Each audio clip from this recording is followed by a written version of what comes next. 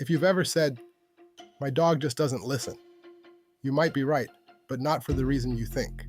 Because some dog breeds were never meant to obey commands the way you expect.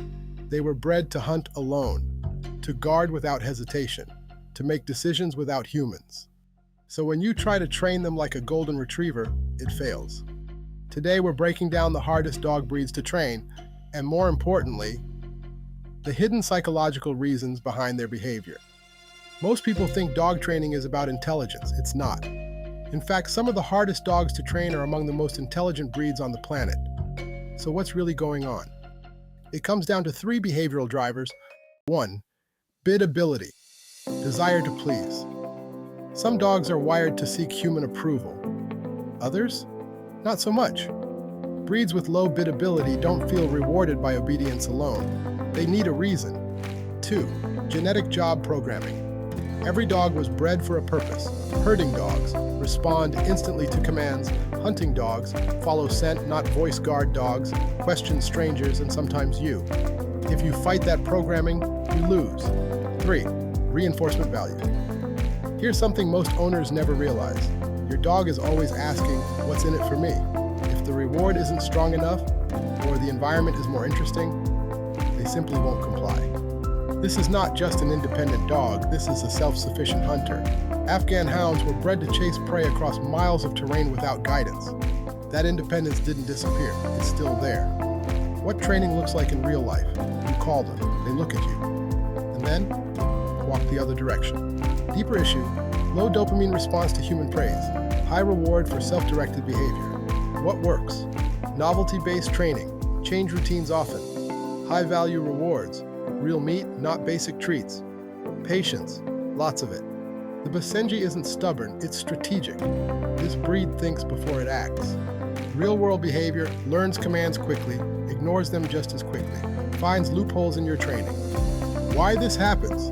Basenjis evolved to hunt in silence and rely on intelligence, not cooperation. Training breakthrough, you don't command a Basenji, you negotiate outcomes. Training a Chow Chow feels less like teaching and more like earning respect. Key issue, they don't automatically see humans as leaders. Common mistake, owners repeat commands like sit, sit, sit to a Chow Chow that signals weakness, not authority. What actually works? Calm, assertive leadership, minimal repetition, clear boundaries from day one. They don't follow commands, they follow leaders they respect. Huskies are chaos wrapped in beauty. Their environment is more rewarding than you are. Outside equals smells, movement, stimulation. Inside equals commands and structure. Guess which one wins? You call your husky at the park. They sprint in the opposite direction happily. Bred to run long distances, strong pack instincts, high dopamine from movement. Exercise before training. A tired husky is a trainable husky. Beagles don't ignore you. They just live in a different world. That world is scent. Once a beagle locks onto a smell, their brain literally deprioritizes everything else. Scent tracking activates reward centers stronger than food or praise. Won't come when called outdoors, pulls relentlessly on leash, completely tuned out. Turn obedience into a scent game. Now you're working with the brain, not against it. Dalmatians are often misunderstood. They're not just energetic, they're mentally restless. They need both, physical exercise and mental engagement. Without both, they become stubborn, destructive, unresponsive. A bored Dalmatian doesn't disobey, they disengage. This dog doesn't lack discipline, it has too much drive. Jack Russells were bred to hunt animals underground. That requires obsession, persistence, fearlessness. They're not ignoring you, they're locked onto a mission. Give them structured outlets, agility training, task-based games, problem-solving challenges. The Shiba Inu might be the closest thing to a wild dog in a domestic body. Core trait, extreme independence, plus emotional detachment. What makes them difficult? They don't seek approval. They don't respond to pressure. They resist control. Famous behavior, the Shiba scream, a dramatic protest when forced. Training truth, you don't control a Shiba, you build mutual understanding. Here's the uncomfortable truth.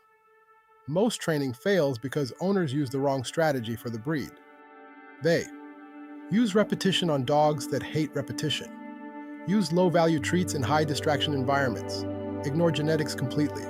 Training isn't one-size-fits-all, it's behavioral alignment. If you're dealing with one of these breeds, here's how to level up. Before commands matter, you must become the most interesting thing in the environment. Start indoors, then backyard, then controlled outdoor spaces, skipping steps, failure. Not every success gets the same reward. Unpredictability increases engagement. Stop trying to turn a husky into a Labrador. Train the dog you have, not the one you want. The hardest dogs to train are often the ones that teach you the most. They force patience, they demand creativity. And when you finally connect, it's not just obedience, it's trust. In the description, there's a link to sign up for a free dog mini course and discover the secrets to raising a well-mannered, house-trained dog that always responds when you call. In just 6 days or less, you'll master the steps to housebreak your dog while learning how to teach essential obedience commands. You'll also learn how to end unwanted behaviors like excessive barking, jumping, leash pulling, nipping, or biting.